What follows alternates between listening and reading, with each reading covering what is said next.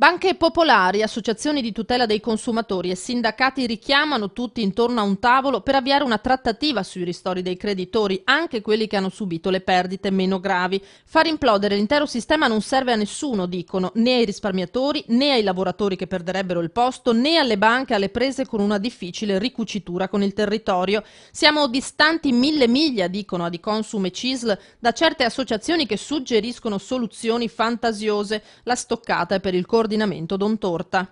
Non esistono soluzioni miracolose, noi partiamo da una proposta che comunque è stata interessante del 15% perché prima non c'era di ristorno a favore dei creditori. Noi riteniamo che contrattando, trovando tavoli di conciliazione si possa migliorare e si possa migliorare soprattutto con attenzione a singoli casi in cui ci sono state maggiori penalizzazioni. La scadenza per accettare l'offerta da parte di Veneto Banca e Popolare di Vicenza, quella del 15 marzo, per la Adiconsum è trascurabile. Metà marzo non sarà una data magica perché la strada è ancora lunga.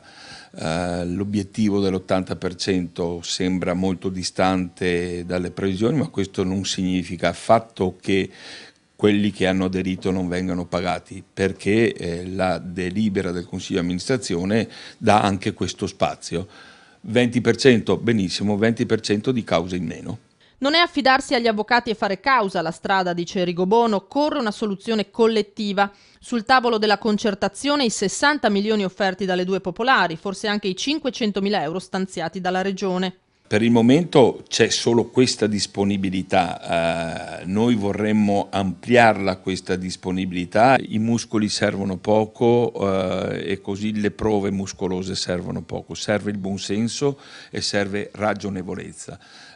Noi pensiamo che con il salvabanche si possa fare un passo in avanti rispetto alla proposta che oggi è sul tavolo.